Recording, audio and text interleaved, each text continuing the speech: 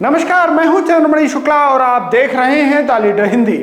उत्तर प्रदेश विधानमंडल के शीतकालीन सत्र के दूसरे दिन मुख्यमंत्री योगी आदित्यनाथ ने चर्चा के दौरान यूपी के विकास मॉडल को विस्तार से बताया। वहीं सदन में अनुपूरक बजट पर चर्चा में शामिल होते हुए मुख्यमंत्री ने प्रदेश में हो रहे विकास कार्यों के बारे में भी बताया।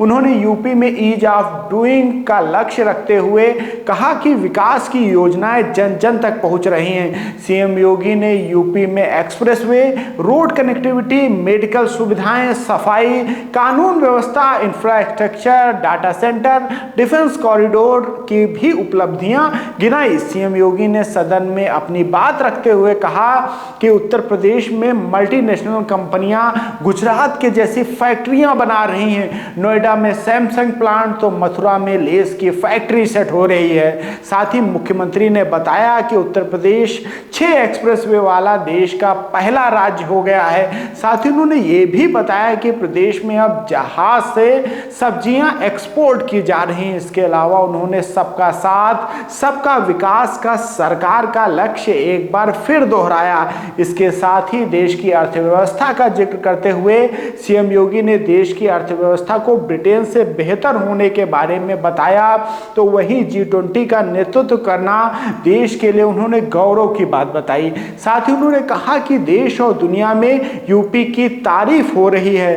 पहले यह हाल था कि यूपी को बीमारू राज्य कहा जाता था।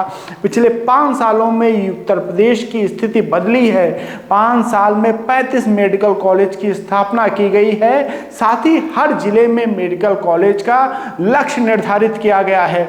वहीं उन्होंने प्रदेश में स्वच्छता अभियान की उपलब्धियों के बारे में बताते हुए कहा कि यूपी के शहर अब साफ नजर आते हैं। प्रदेश के 8 जिले देश के टॉप 20 जिलों में शामिल हैं। साथ ही सीएम योगी ने सदन में बोलते हुए कहा कि 2024 तक 5 ट्रिलियन इकोनॉमी का लक्ष्य है। साथ ही उन्होंने ये भी बताया कि अब औद्योगिक निवेश और रोजगार का माहौल तैयार हुआ है।